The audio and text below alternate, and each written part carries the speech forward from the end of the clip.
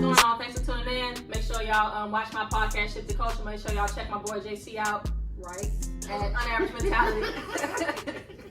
Sir Petty 258 Instagram. Sir Petty 258. You got different aliases. Thanks for watching all the episodes. Thank you for your comments. Make sure y'all keep it coming. Getting straight to today's episode. Let's talk about saving for your child's future. Exactly. Financial Friday. Financial Friday. So how do you feel about sex? See, I have my opinions, but at the same time, for you, it's a little bit more serious because you actually have a child. So, right. How do you feel about saving for your child? To me, that's my number one mission right now. Mm-hmm. That's my only mission right now, right? Sure, you live for your child, what you live for, right? Exactly. So, basically, anything I did up until I had my child, that was all me. That was my time to be selfish. Hey, if I want some new Jordans, whenever I want, I'm going to do it. If I'm living reckless, I'm going to do it. You know what I'm saying?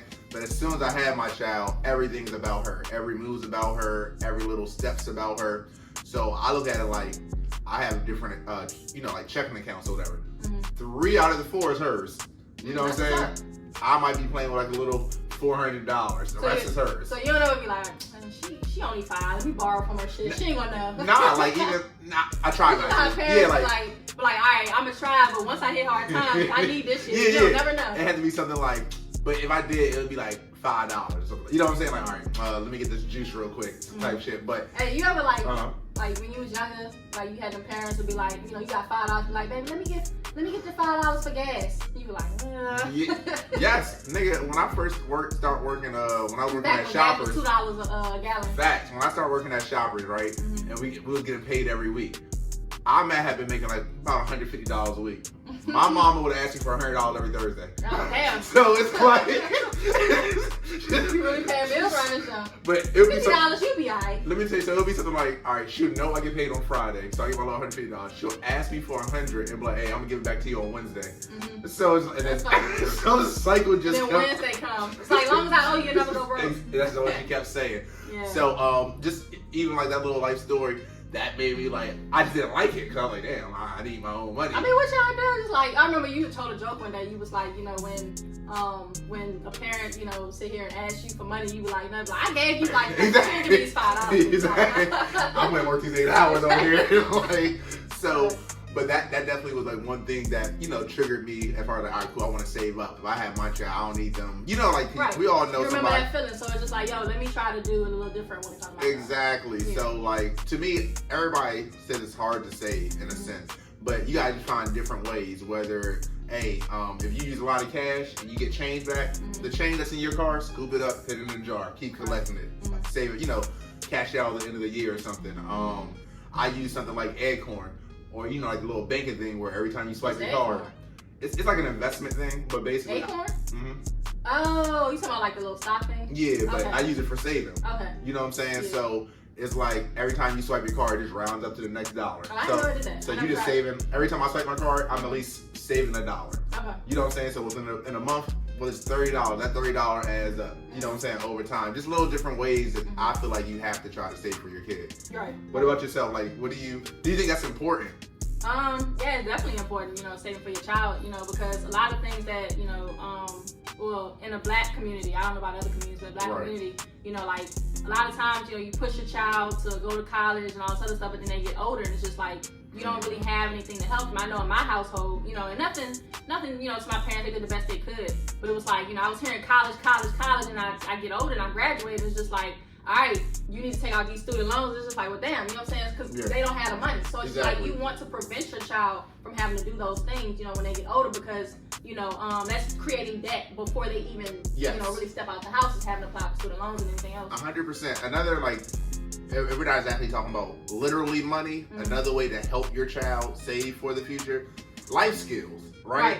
Right. I feel like, teach them early. Yeah, I feel like, especially in our culture, unfortunately, like you said, we know the old rule, hey, when you turn 18, you out of here. Right. Nigga, you ain't no grown person around here just gonna be laying around. Right. But we're not, some of us don't even be prepared to put our child in the world because we may not know the life skill ourselves, let alone have taught our kids life skills. You know what I'm saying? Like, the white on, quote unquote, other ones, been teaching their kids since birth how to run this company. So now when they turn 18, it's secondhand nature. Right. Or, certain stuff like that.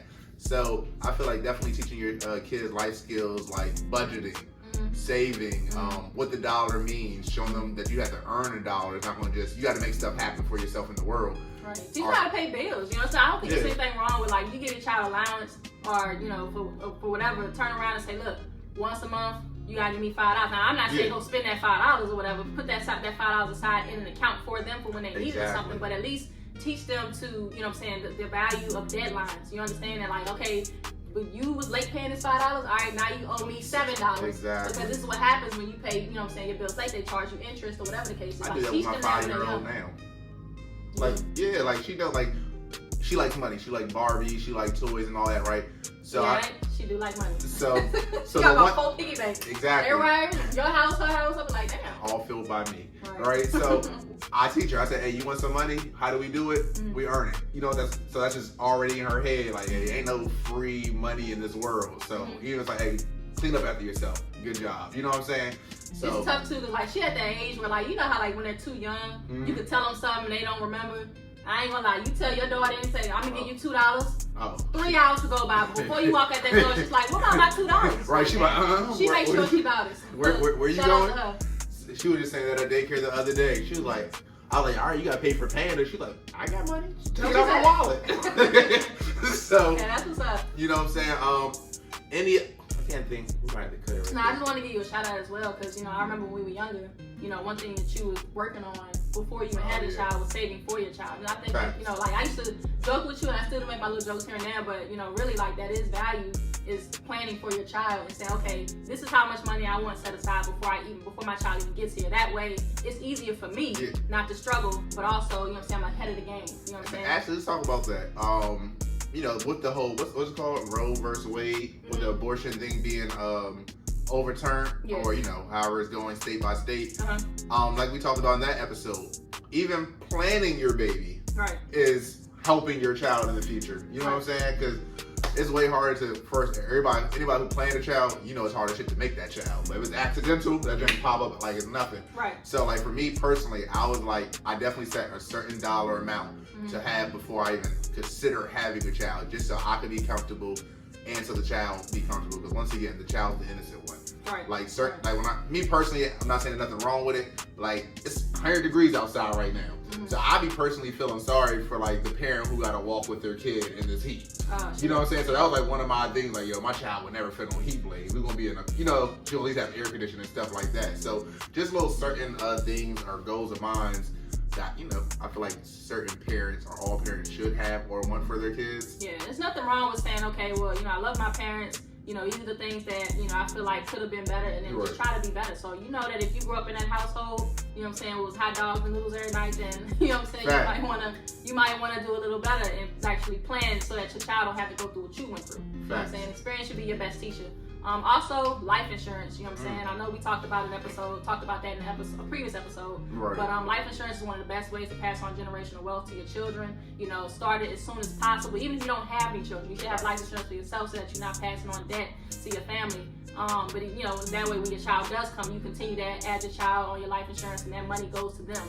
Think about, you know what I'm saying, when you pass away, your child gets maybe $250,000, $300,000, something like that. Invest in a house, rent that house out. Now they have passive income. You know, let's try to think ahead. You know, and stop. You know, or raise the wealth gap. Let me ask you this in a different way. Do you feel like a parent who don't save for their child's future, right? And whatever the sense is, right? I think you asked me that before. Do you feel like they're selfish? Are they irresponsible? Are they selfish? Is that more of like a... I wouldn't say it's selfish, you know, like, because, you know, you have different circumstances. So, for instance, if, you know, like, we can try to be as responsible as we can, you know, without and prevent bringing in the unplanned children. But if the child just pops up, you know what I'm saying, then what? You know, like, you can try to save, but sometimes it's just that... Life is life. Life is life. You might have more bills than income. You know what I'm saying? Like, daycare is expensive right now. Gas is expensive to get them to daycare right now. So you just never know someone's, you know, circumstances. But also, yes, in a sense, it can be selfish. You know, when you put your own needs before your child. You know what I'm saying? Like, if you want that purse, you know what I'm saying? But you know that school's coming up and you bought yourself this nice, you know, burden bag, whatever the case is, you know, and like get your children out the way first. Make sure they're good and you don't eat till your children eat. That's how I look at it. Facts. Like, even, I know we kind of said this in one of the episodes, the little McDonald lady, right? With, you know, after she came out with her video, right? It was like, damn, you got your hair, nails, and all this Oh, done, you but saying you can't get your Damn. kids no McDonald's. Hey, the food stamps in there. It must have been after the But 11th, right? You don't buy your hair.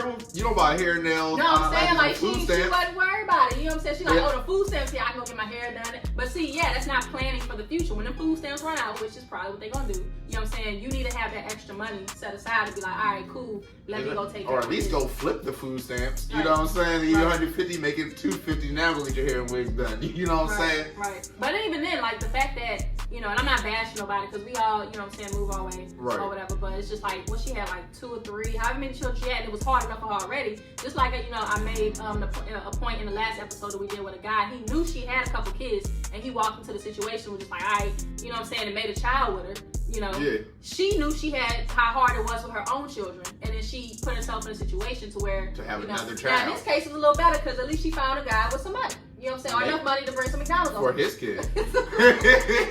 You know, so you just, you know what I'm saying, you gotta kind of look at, you know, all the spectrums, you know, Definitely. and when you're making a move, and just, you know, try to be more responsible, man, because again, when it comes to your children are the ones who suffer. So. Right. I'm your boy Sir Petty 258.